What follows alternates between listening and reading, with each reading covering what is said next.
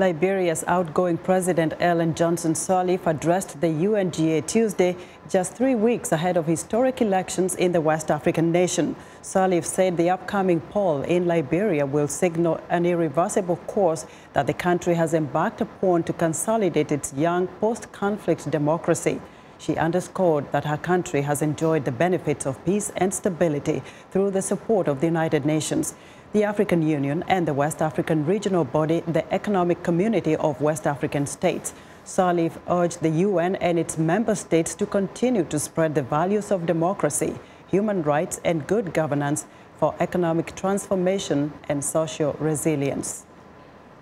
I address you for the last time as I bring to closure my 2 terms of elected office.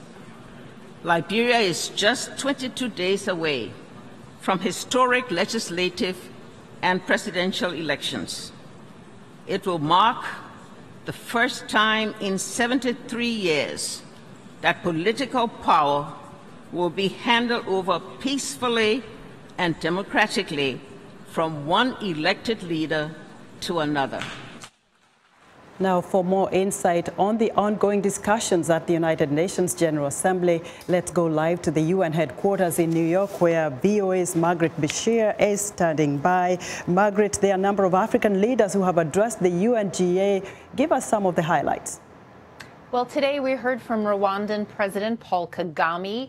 He focused more on economy, climate change, those sorts of issues. I didn't hear him speak at all about any of the conflicts on the African continent.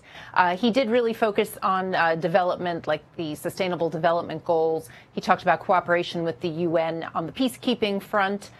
From President Ouattara of Ivory Coast, they're joining the Security Council in January. They were elected to a 2-year term this past June. He said that they have a unique experience of being a country that went through conflict, was helped by the UN, was helped by UN peacekeepers, and have come out of it. And they're going to share that experience. They're going to bring that experience with them to the Security Council in January, where they hope to seek, he hoped to promote fair and practical compromises to solve conflicts and crises throughout the world. Mr. Ouattara also spoke about terrorism, and he said that Africa cannot be the soft underbelly in the war on terror. It needs to kind of step up its efforts on that front. And he also spoke about climate change, which is something that African leaders are really concerned about.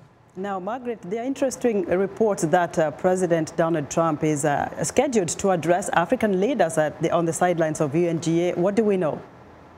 Yes, in a little while today, a short time from now, he'll be having lunch, a working lunch, with a group of African leaders at the hotel nearby to the UN. So they'll have an opportunity to discuss what's on their minds. We'll definitely follow up on that, Margaret. But who are the other African leaders expected to address UNGA later on today? Well, we have a few more coming up today. President Zuma of South Africa, Macky Sall of Senegal, the King of Swaziland is going to address the General Assembly, and President of the Congo, Mr. Ngusse. All right. Yes, so all right, Margaret, thank you very much. We'll follow up with you and see what comes out of the meeting with U.S. President and the African leaders. Thanks, Esther. Margaret, thank you very much. That's Margaret Besheer reporting from the United Nations. For all of your UN General Assembly news, be sure to follow Margaret on Twitter @mbesheer.